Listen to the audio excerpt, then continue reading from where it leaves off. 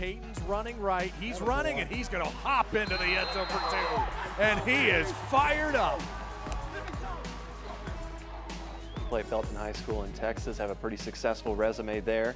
What made that decision for you to go play in Iowa? You know, it was just a culmination of things. You know, got offered by North Dakota State. That was my first offer, so, you know, that was something that I was really considering. And then, you know, Coach Davis, the coach who recruited me at Iowa, he actually knew my head coach, so it was kind of just a funny story there.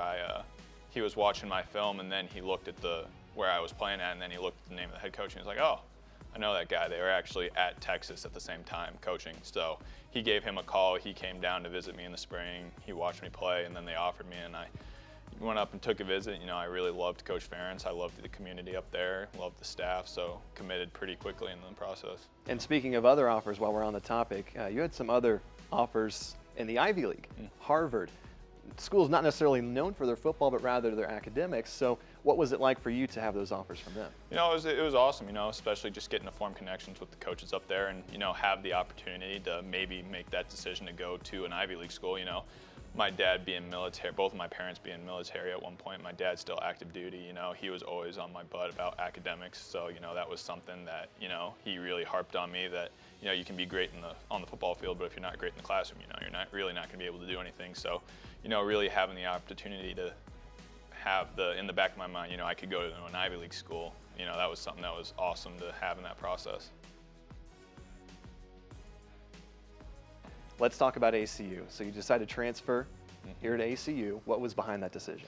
You know, just time to come home. You know, everybody thinks that, you know, their first choice is going to work out and they're going to go and be the guy at the school that they choose first. And, you know, it just didn't really happen for me at Iowa. So, you know, pulled the trigger, decided to transfer, and then pretty quickly decided I was going to be going to an FCS school just so I didn't have to worry about trying to get a waiver.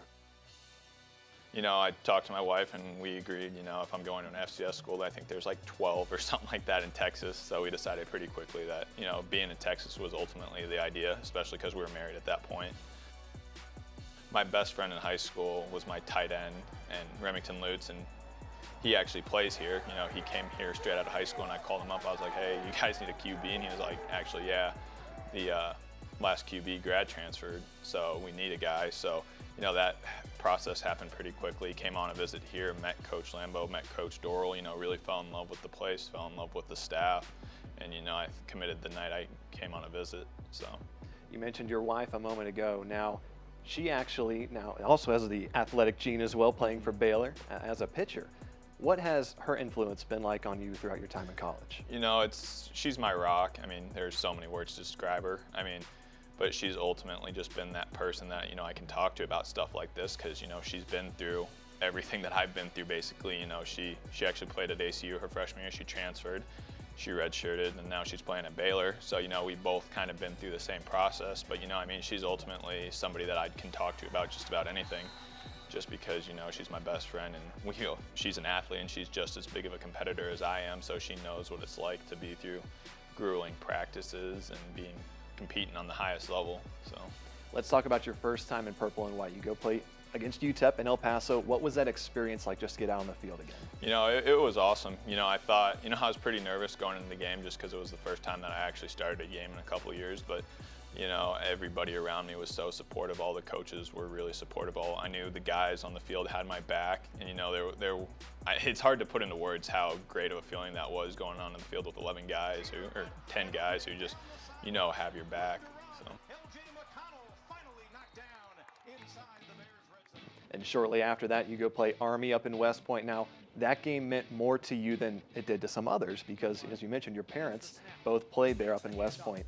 What was it like, not only for you, but for your family as well, to go out there and play against Army? I mean, just being able to be back in that atmosphere in Michie Stadium, you know, it was surreal. You know, you're driving in, and it's such a gorgeous place. And I mean, I'm texting pictures to my parents of like us on the drive, and they're like, oh, we remember that town, oh, we remember that gate.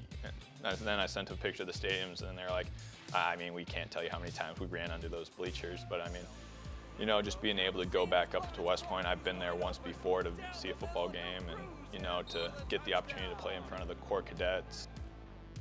it's such a rowdy group. So I mean, it was an amazing experience. You know, I wish my parents could have been there, but ultimately, you know, it was an experience that I'm never gonna forget. So.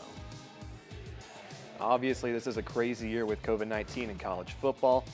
When things get back to normal, when you get back out on that field again, what do you hope to accomplish this season and future seasons? You know, just continue to improve as a team and individually. I mean, you know, just continue to embody our standards. Selfless, tough, and disciplined. It's something we've really harped on, especially on a year like this where there's so many exterior factors, you know, working against us, working to divide us. But, you know, I think that our team and the group as a whole have done a really good job about just staying really interlocked and really interconnected through this whole experience. So.